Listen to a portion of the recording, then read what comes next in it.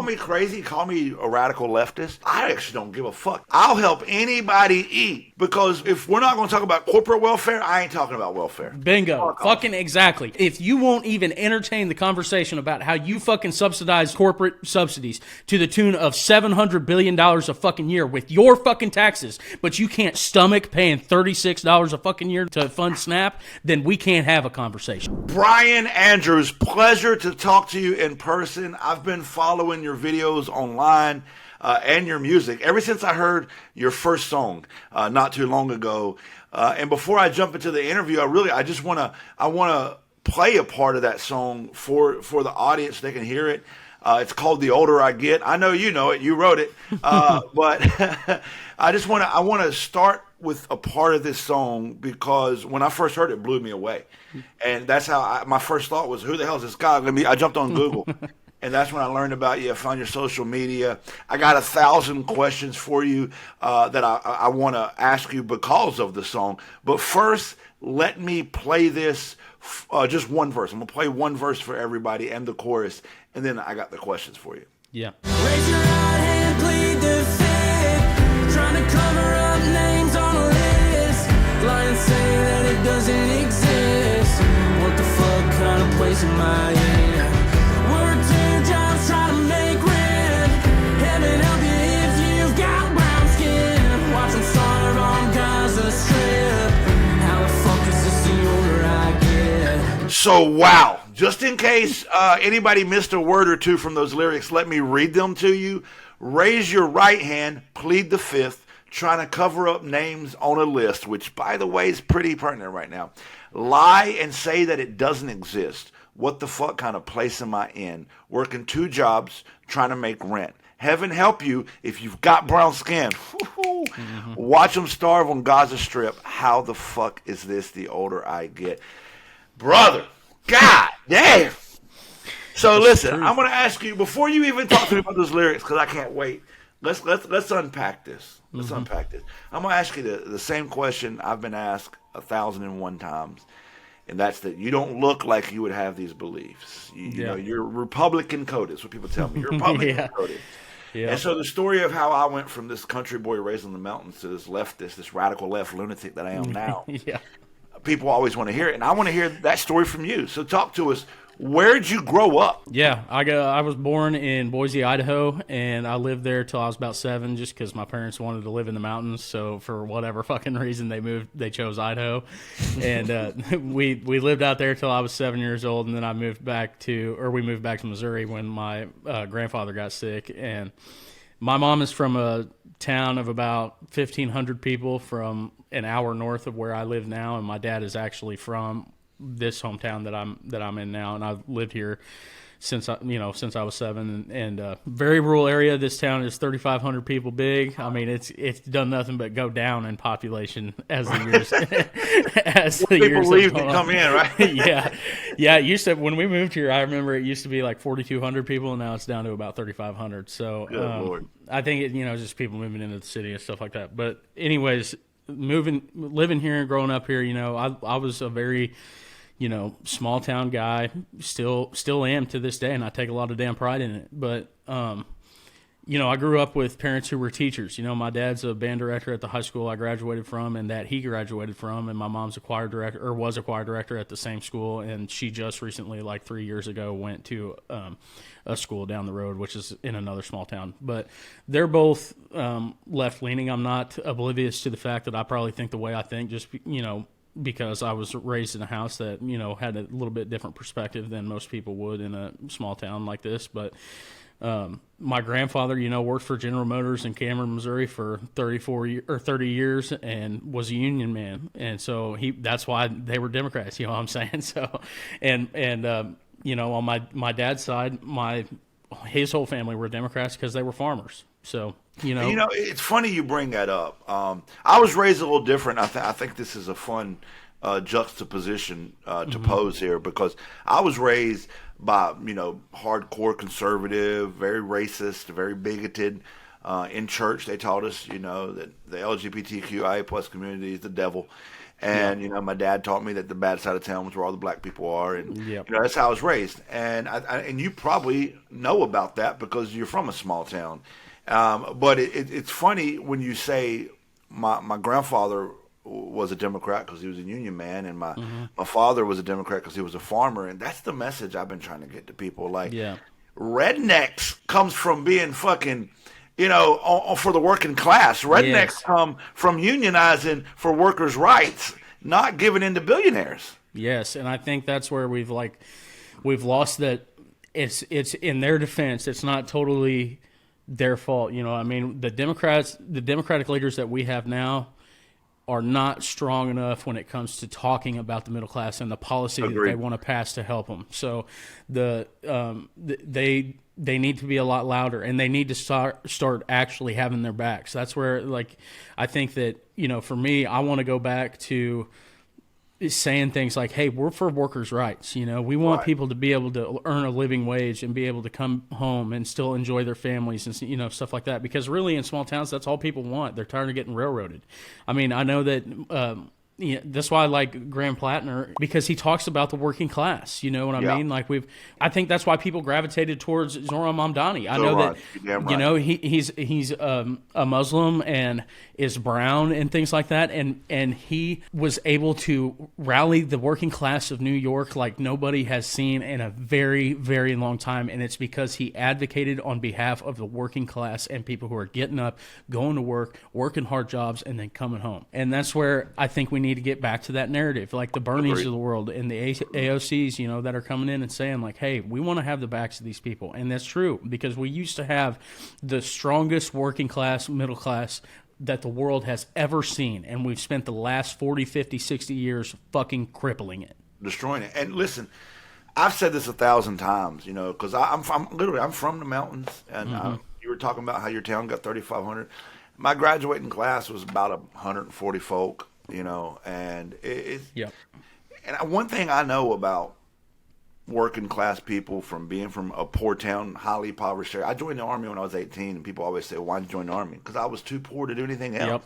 Yep. And one thing I know about us, working class people, is if somebody comes in and takes care of the working class, nobody's going to care what your fucking party is. Nope. I think that we've allowed both parties to drive different narratives, and none of them are benefiting us, kind of like what you just said.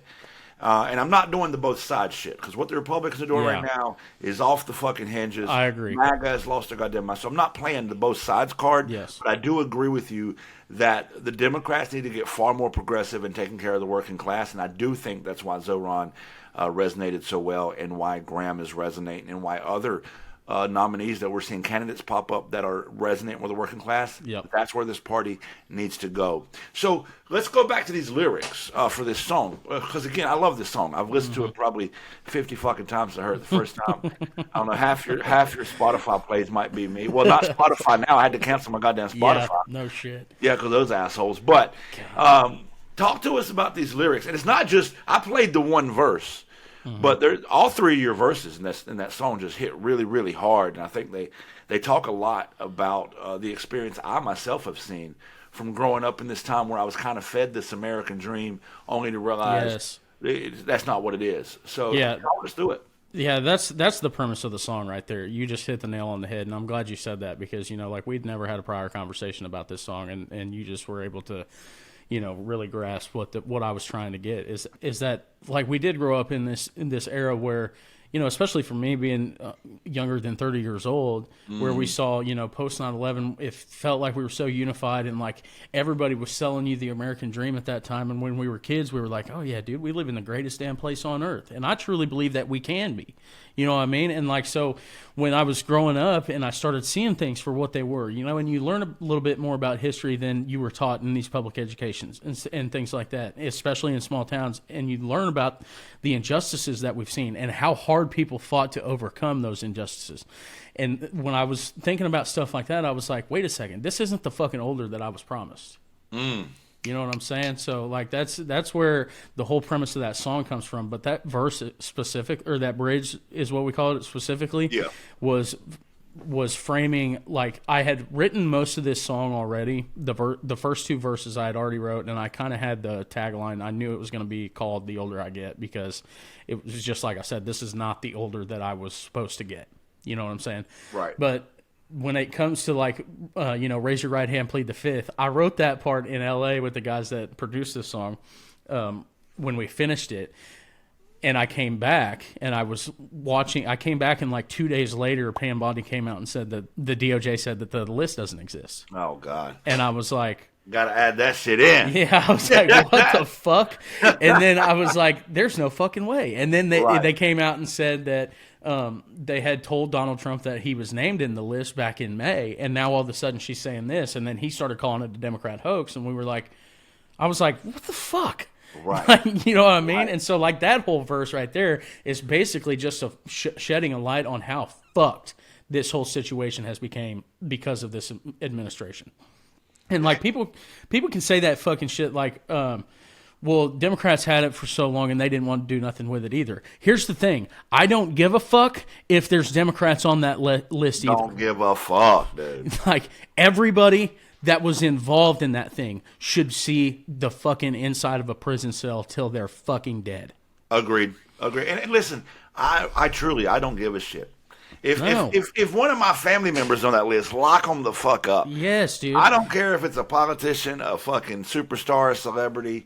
This is one of the most horrific fucking things that, I mean, it's a child trafficking ring. Yes. I mean, it doesn't get worse. Lock them up. Yeah, one of the most notorious leaders of it ever.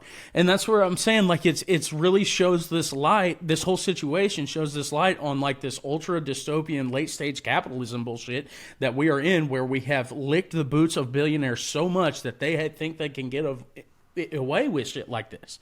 And it's crazy, dude. And so, like, that's why I wrote that part. And then the next part I wanted to show light on, because I was in L.A. the week after he had sent the Marines there. And I was like, what the fuck? Like, I was walking around LA, and most of LA was perfectly fine. And he made it seem like it was a war-torn city. Right. You know what I'm saying? Like, that was what fucking pissed me off. And I was seeing the ICE raids happen in real time, and I could see the writing on the wall. And fast forward to now, it's been a complete shit show. And we've been terrorizing brown people in this country since June. And so when I was out there, I was sitting there thinking to myself, like, dude, I was in Mexico the week before on vacation at a resort, and all my buddies that I was there with were like, dude, you better be careful when you go to LA next week. I don't know if you've been on Twitter or anything, but it's getting crazy over there. And I'm like, okay, so I go to LA, nothing.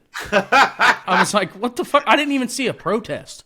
Right. It Was literally one city block in this giant city. Yes. People who haven't been to Los Angeles, that is a big ass fucking place. Dude, that's what I'm saying. Like, even the first time I went to Los Angeles, I was like, holy fuck, this is big. Yes. So, I mean, people, you don't understand how big that place actually is until you fucking see it with your own eyes. So that's where I wrote, like, the line, heaven help you if you got brown skin. Right. And I thought long and hard about how to word that, because I wanted to word it correctly enough that people could understand it even from where I'm from. Mm-hmm. Because I think it was atrocious how much we've demonized these people who are literally just like us. I just got off a podcast with the National Immigration Law Center, and we were talking about how people from these backgrounds from Mexico, or like immigrants that are coming here, they're just coming here to chase a better life. Hell, I worked with undocumented immigrants when I worked on the road when I was a welder. And all they did was show up to work on time, work their ass off, and try to provide for their families. Right. You know what most of us do in small towns? Shit. That exact same shit. And to your point, dude, I'm glad you brought that up. I'm going to tell you something, because I love to hear your take on this. It's something I've said, I've been on social media now 5 years, and I've probably said it 1,000 times per year. And that's, when I was raised, we were kind of told, these city folk don't get us. Yeah. These rich boys don't get us. Much less a rich city. They call them city slickers where I'm from. Yep. These rich city slickers, they don't understand us. They ain't never worked a hard day in their life. They don't understand the working man. And then I'm watching the same people that told me this shit licking the boots of a rich city slicker Nepo baby from New York City. Yep. I'm like, am I in fucking the Twilight Zone? Dude, I say that shit all the time. Like, am I in a fucking alternate reality? How the fuck did this happen? Like, I do not understand how we traded, like, this small town, work your ass off every day type of mindset, which is good, I think, in a lot of ways, for this, like, now the rich guy said it's cool, so it's cool. Well, it's kind of like your second verse here. It says, here, I'll fucking play it for everybody. The older I get, I hear it's just business. When these crooked politicians line the pockets of all their rich friends, knowing you and I gotta pay the price. The older I get, I wish that Christians tried to be a little more like Jesus. But I guess all those poor and sick kids just can't buy that house of white. If you didn't get what he just said there, he said, the older I get, I hear it's just business. When these crooked politicians line the pockets of their rich friends, knowing you and I got to pay the price, and this line really hits hard. Yeah. The older I get, I wish that Christians tried to be a little bit more like Jesus. But I guess all these poor and sick kids just can't buy that house of white. God, talk us through that one. Dude, when I wrote that line, I knew it was good. I was like, oh shit, this is really good. And I was like, because like, especially the Christians line where it's like, because I see that shit all the time in my hometown. Like I see people who they view Christianity as a profession, not a lifestyle. Ooh. And as a Christian myself, rewind that shit in first place. Yeah. Okay. Yeah, but that's where, like, dude, as a Christian myself, I see that shit all the time where these people on Sundays, they'll go to church and they'll sit in a sermon and listen to about how loving Christ is and how merciful Christ is and how merciful God is. And then they'll leave that place, go to the Mexican restaurant in my hometown, in my small town, eat a nice lunch with their family, and then come home, get on Facebook and get in the comment section of a Fox News post and say, I like my country like I like my king. How the fuck do you call yourself a Christian after that? It's straight hypocrisy. Exactly. And that's where, like, for me, that's why I wrote that fucking line. You see these people who are doing this shit, and we talk about, like, even with the SNAP thing coming up, that showed people's real colors right then and there. Damn right. Dude, I had people in my hometown saying, oh, well, dude, no kids are going to starve that weren't already starving from their worthless parents. And I'm like, that's a fucking lie. People are fucking in our hometowns relying on SNAP and benefits like WIC and shit like that because they need it to be able to feed their children. They're not the people who are going out drinking with you on Friday nights. They don't have any money to, asshole. They're the single moms that are going to fucking use these benefits to actually put food on the table for their children. And call me crazy, call me a radical leftist, but here's what I tell people. I actually don't give a fuck. I'll help anybody eat because if we're not going to talk about corporate welfare, I ain't talking about welfare. Bingo. Fucking exactly. If you won't even entertain the conversation about how you fucking subsidize corporate subsidies to the tune of $700 billion a fucking year with your fucking taxes, but you can't stomach paying $36 a fucking year to fund SNAP, then we can't have a conversation. We're not even in the same fucking moral fucking exactly. We can't ballpark. we can't have a candid conversation about how people are sometimes abusing the system of SNAP and stuff like that if you won't also admit that corporate subsidies and billionaires are taking advantage of you to the tune of hundreds of thousands of dollars more than poor people and brown people are. Fucking preached. I got no notes. You're 100,000% right. And I mean, that's this. You still live in a small town. This is the same one you grew up in. You're in the country music business, which I've written a few songs and have been to Nashville, and I know a little bit about the inside of that business. And let's just be honest, it's not super door opening for people with your political views. So how has it panned out both in your hometown and in the country music industry, being as left as you are? As far as the industry itself, dude, when I first started, even before I started talking about politics, like, I didn't look like your average, country singer that was selling stadiums anyway. So I knew I was going to have to kind of pave my own path anyway. And so that made it easier to be able to talk about this stuff, openly, because I didn't give a fuck anyway. So I knew that I was laying the groundwork and laying this shit brick by brick to try to make a career for myself in the first place. But I will say that, I mean, it's not been awesome. Seeing some, like, even people in my own community be like, oh, I've had some people come up to me and be like, oh, you don't know what it's like to fucking work. I'm like, brother, I fucking worked construction with you for like 4 years. Same guy. We were on the same fucking job sites, dog. Right. That shit has kind of been, they think that because I'm fucking on the internet that I'm just like so far removed. And it's like, dude, I bought a house down the fucking street from you. Right. You know what I'm saying? And like, Right. I still got to make those mortgage payments too. You know, it's not like I'm not out here trying to pay the same fucking bills you are. And I definitely ain't getting filthy fucking rich off this shit. Right. I'm just trying to fucking talk about the stuff that actually fucking matters, because I'm sick and damn tired of seeing country music and a genre of music that I feel like used to stick up for working class people and stick up for minorities even, and like marginalized communities, start being the fucking genre that steps on the neck of those people. Fuck Listen, no. For those of people listening that are not country music historians like I am, and probably like you are, I'm a country music fan.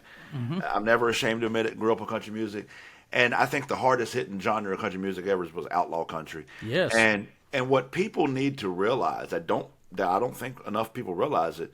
The pioneers of outlaw country were leftist liberal as fuck. Yes. If you ain't heard Waylon Jennings and Johnny Cash and Chris Christopherson's political views, stop what the fuck you're doing and go look them up. And I think that you are right, brother. Art is resistance. Everybody knows that. Art is a resistance. Listen, there's never been a resistance in history that has not included art. You had Michelangelo protesting the Vatican by painting the Sistine Chapel with hidden messages in it. Art has always been resistance. And I do agree with you that the backbone of country music is for the working class people to stand the hell up for, you know, not just our way of life, but just the right to life. Yes. And then when I go back to the Waylon Jennings and the Chris Christopherson and the Johnny Cashes, you find that. And so I think that people like you are critical to the survival of what is real country music. So for all the negative comments you're going to hear, let me be one of the positive ones. You keep doing what the fuck you're doing, brother. Absolutely, absolutely. I'll never fucking stop. That's the thing, dude. When I think about these people like Johnny Cash and stuff like that, they weren't called outlaws because they fucking, you know, dressed like it. They were called outlaws because they stood up for people even when it wasn't fucking popular to do so. The Man in Black is a whole entire song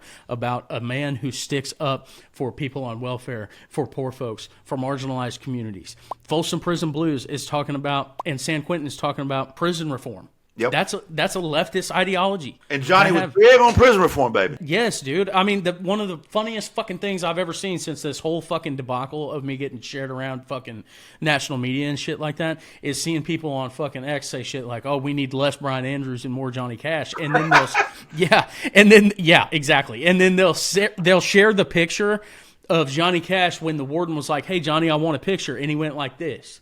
Right. And they'll share that picture. I'm like, police. Yes. I'm like, dude, that motherfucker was talking about fuck that motherfucker.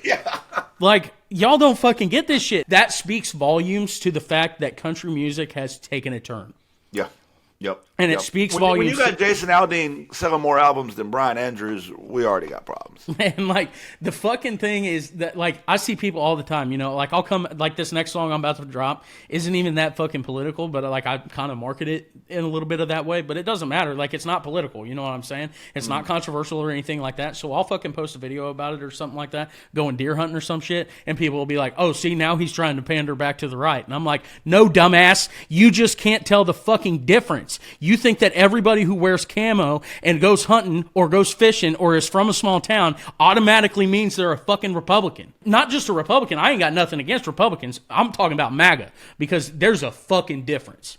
I can tell you right now, these Republicans that I grew up with in my hometown that I'm fucking best friends with today, they ain't got hearts like that. I can have candid conversations with my buddies and be like, and we can all come to the common conclusion that like, hey, this is fucked up. Yeah, human rights got to be human rights. I mean, shit. That's what MAGA has done. MAGA has strongly politicized what should be a human rights conversation. Exactly. They want to be like, oh, keep politics out of your fucking music. Like, dude, you've made your whole fucking way of life political. Correct. You wasn't coming up to me saying, oh, keep politics out of your fucking music when Jason Aldean wrote, try that, or fucking sang, never wrote, try that in a small town, and you bought t-shirts that said that shit. And the message was clear, by the way. Yes. When you're showing a Tennessee church that a lynching was held at in the music video. Yeah. And by the way, when they say keep politics out of the music, maybe we'll start when you keep politics out of church. Yes, no shit. And that's the fucking thing I'm talking about. Like, dude, life is political. I mean, damn, like where are we at? And you know what's fucking bugs me so goddamn much about this whole shit? Is I do this shit and say this shit from my small town for a motherfucking reason. Because no matter how much you hate me or you come at me for fucking talking about the shit I talk about or the music that I fucking make, I still want you to be able to afford health insurance. That's right. I still want you to be able to go to work, come home, and still have fucking a quality of life when you're at home playing with your kids. And not work till you fucking die. Exactly. We weren't born to just pay bills and fucking die. And I want that for you. No matter how much you hate me, I want that for you. I could not agree more. This is you just preached the core backbone of what I talk about online. Like, I mean, Yes. listen, I'm a pendulum swing. I grew up far right. Now, granted, I'm a little older than you, and I grew up before MAGA was even a conversation. Yeah. But I grew up on the far right, and believed I was a Republican. And I joined the army, and I saw the world, and I realized, shit, I don't agree with half the fucking shit my dad told me. And I've swung the pendulum. I'm about as far left as you can get. I'm all about socialism. Love it. Think it's a great idea. I want universal health care. I want universal basic income. I want universal housing. And I don't think that's too crazy of an idea to just talk about giving people the basics rather than lining the pockets of billionaires. Yes, man. And I'm okay with between somebody else maybe being a little bit less radical than me in that idea, and we meet in the middle somewhere.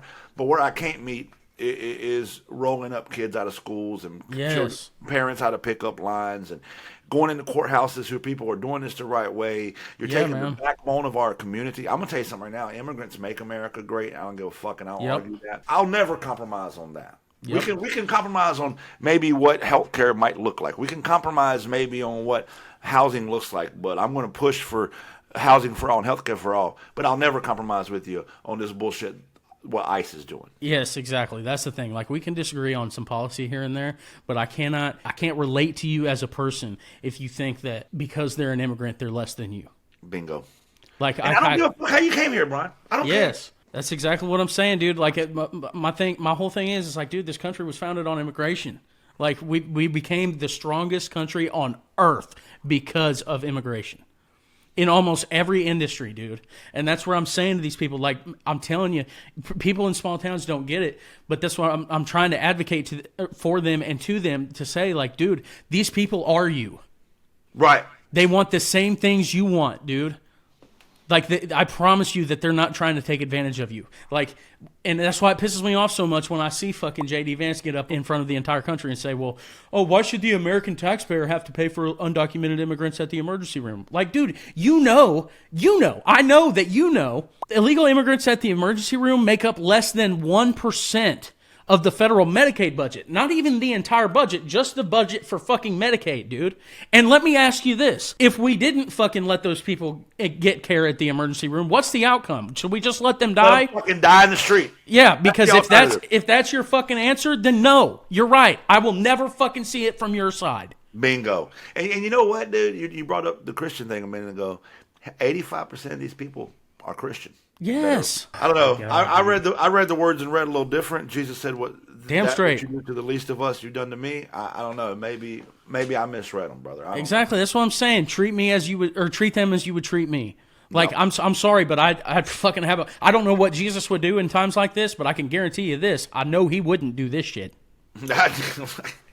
Look, brother, we've kind of deconstructed your song here. Went from the end to the beginning, but I want to touch on the first verse too. Yep. And by the end of this interview, we've done the whole song. But let me play the first verse here and then go through the lyrics. I think this is really, because when I heard the song the first time, that's obviously where I heard it from, and that grabbed me. I said, holy shit, I'm locked in. Let's play it. The older I get, I can't understand it. Can they really not find a cure for cancer? Or do they already have an answer? But they see dollar signs in a child's eyes. The older I get, I can't tell the difference between superheroes and supervillains. Guess once I traded all their capes in, and now the bad guys wear a suit and tie, just make it make sense. Do the good guys ever win? The lyrics were this: the older I get, I can't understand it. Can they really not find a cure for cancer, or do they already have an answer? And that shit right there. Yeah. Woo! But they see dollar signs in child's eyes. Woo! The older I get, I can't tell the difference between superheroes and supervillains. Yeah. Guess one side traded all their capes in, and now the bad guys wear a suit and tie. Jesus. Yeah. Christ, Brian. Yeah, man. That was the first lines of the song that I had wrote. I wrote that shit in like 15 minutes. I do want to say, like, with the cancer line, like, I know that they probably don't have a cure, and I know that they're looking for it, and I know it's a lot more complicated than the average person like me thinks of. But it's hard to not get frustrated. Like, as a child who watched my dad have cancer when I was a kid and thankfully beat it, or watched my grandfather lose his life to cancer when I was 9 years old and he was 64. I had, like that shit like that. It fucking makes me think about how, like, my grandpa worked for General Motors for 30 fucking years and he had 10 good years before cancer took him. Right. And the amount of money that goes into it, I just, it's hard to not feel that way. Like I said, I understand. I know that they're trying to make advances and things like that. And that's why I think it's so important to keep funding programs that advocate and try to actually do real cancer research. Well, to your point, I mean, this administration cut cancer research. Yes. And then also to your point, I see your frustration because I look at where we spend money and I'm yes. like, we're focusing on the wrong shit. We should be focusing on cures for cancer. We should be focusing on we're the only country the only developed country on planet Earth that doesn't provide health care to all of our citizens.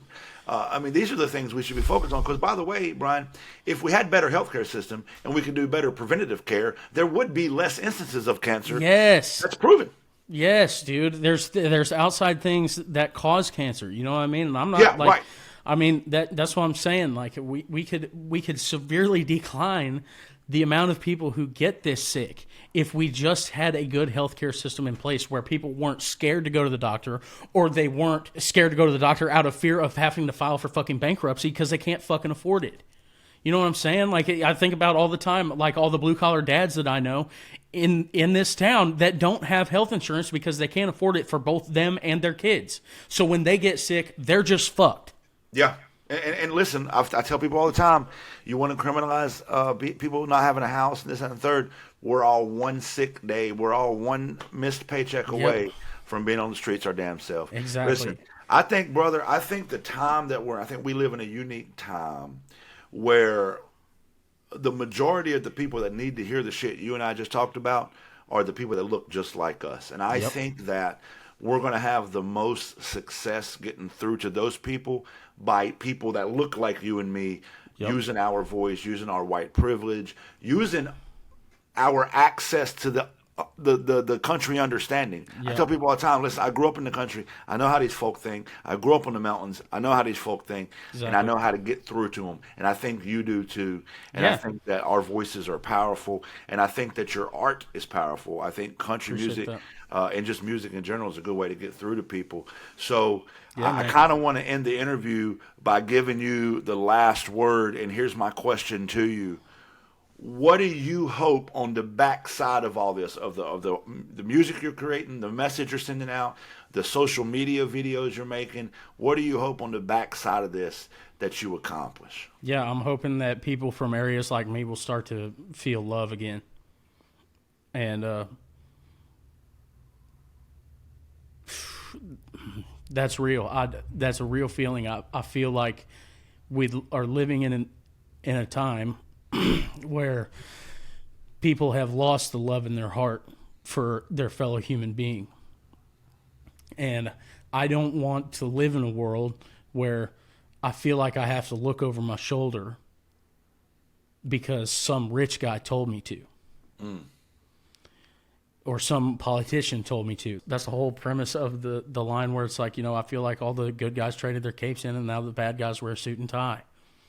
I don't want to live in a world where they've made me hate another group of people so much that that's how I live my life now. That when I go drink with my buddies and shit and drink beer on the weekends and we're talking about talking about shit, that I start talking down on other human beings that are just trying to make a living, that are just trying to make ends meet, that are just trying to provide for their families just like I am. I don't want to live in that world. I don't want to live in the world where we don't view each other as people, where we can't extend a hand when we see that somebody needs help, where we just keep walking past somebody as they're getting their ass beat on the street. I don't want to live in that world. And so for me, what I want to accomplish is to bring love back.